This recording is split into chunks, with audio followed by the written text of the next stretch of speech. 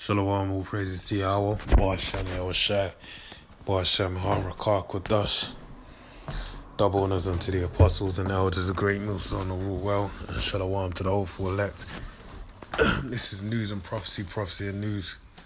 Coming back at you again. Got this article from the Mirror, which is dealing with Boris Johnson, right? And basically the furlough scheme. Okay, so heading into some crazy times right now. Okay, so this is the title reads: Boris Johnson says he will not extend furlough scheme as coronavirus cases soar. Okay, it says it came as Tory MPs rejected a Labour which called for the government to abandon its one-size-fits-all withdrawal furlough scheme and instead offer targeted support for businesses affected by COVID-19. Alright? So Labour's basically the Labour Party, which in the UK is equivalent to the Democrats, okay, or the equivalent in the Roman Empire to the plebeians or the plebs, okay? They basically want to target help to the people that are in need, those that are most affected by COVID, all right? But obviously, the Republicans, being the conservatives, or the patricians, okay, in the Roman Empire are basically saying, we don't want to do that, okay? So Boris Johnson today ruled out extending the furlough scheme beyond next month after launching a new coronavirus crackdown. So next month is the end of furlough scheme, and a lot of people are basically going to meet their end when it comes to work, man. So you're going to have a lot of people become homeless, and I believe it's the end of the grace period with landlords as well. So the cauldron is being stirred, basically, with a recipe, a potion for disaster, basically. All right? So he said the scheme couldn't continue as you're just keeping people in suspended animation, okay? But his announcement came as his medical chief warned of soaring cases, and they introduced tough new limits on how many people could gather together. So that even means there's going to be a greater limit upon jobs, okay? Because certain places are not able to implement these new limits are going to be put in a hard place, basically. The coronavirus job retention scheme was announced by Chancellor Rishi Sunak in March in a bid to protect jobs during a pandemic. The scheme has supported millions of workers and employers during the coronavirus pandemic at a cost of more than 34 billion to the Treasury. All right, but it's set to come to an end in October. So even it's put a big dent in the Treasury. And guess what? They're heading into Brexit next year. So this spells even more taxes coming, all right? It's a grace period right now, but man, everything's about there's going to be times of austerity ahead, all right? During a government press conference from Downing Street on Wednesday, the Prime Minister was asked by a member of the public whether the furlough scheme will be extended, particularly for those who cannot return to work due to the nature of their jobs. He says the government will do everything they can to support the people who can work, but does not say the scheme will be extended. So damn, even if you got a job but your job can't work, basically you're going to be a sitting duck, and only that business that can't make no money is going to wind up going out of business, all right? Because their overhead's going to be way too much. One of the difficulties of the furlough scheme, if we extend it more widely, is that you are just keeping people in suspended animation when really we want people to get back to work if they possibly can, in a COVID secure way. So if they possibly can, if they can't, then it is what it is, all right? So reading on it reads, it came as Tory MPs rejected a Labour which called for the government to abandon its one-size-fits-all withdrawal of the furlough scheme and instead offer targeted support for businesses affected by COVID-19. The motion was defeated by 249 votes with 329 majority 80.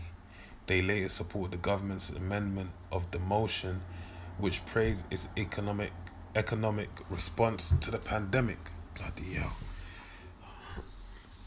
Slovakia by 320 votes to 9, majority 311. Alright.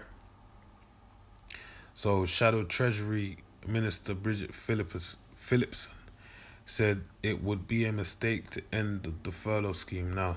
Right, we are far from through this crisis. It will be a mistake to pull away from that support prematurely. It will damage our economy in the long run.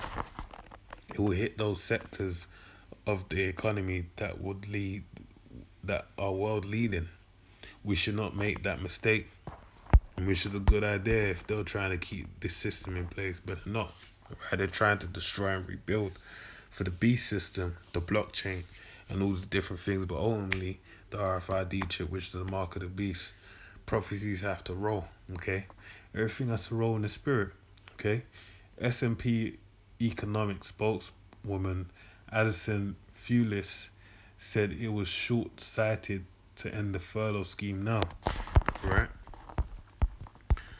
So it reads, during the debate of the government support for workers, she told the Commons a further spike and further local restrictions seem absolutely inevitable too, so ending support now is incredibly short-sighted. Chief Secretary to the Treasury, Steve Barclay, defended the decision to end the furlough scheme in the end. This is crazy, man, because they're going to end the furlough scheme in October. So we're talking about November, December, January, February, March, April, June, alright?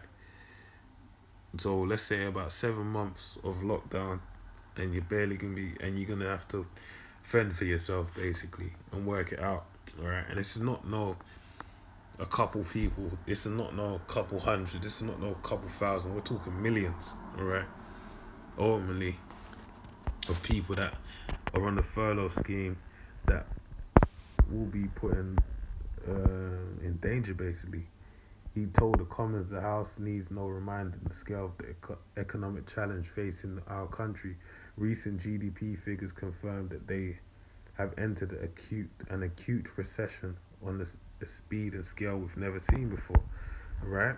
And I'm saying they've never seen a crisis like this since the records begun. An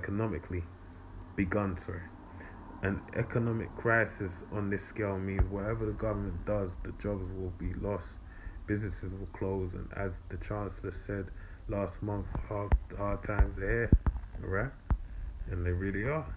On setting the duration for the furlough scheme, Mr. Barclay added, it has been one of the most difficult decisions the government has taken, but this is the right one, and I would remind the House of the extent of the support that we have offered. Firstly, the furlough is over 8 months already. It is one of the most generous schemes in the world, and we have been contributing at a higher rate of people's wages than in Spain. Alright, we're supporting a wider range of businesses than in New Zealand, and our scheme will run for twice as long as Denmark. Alright, but then I'm sure if you do some digging, they're not doing as good as some other countries, right? So I'm gonna end with the scripture. Excuse me.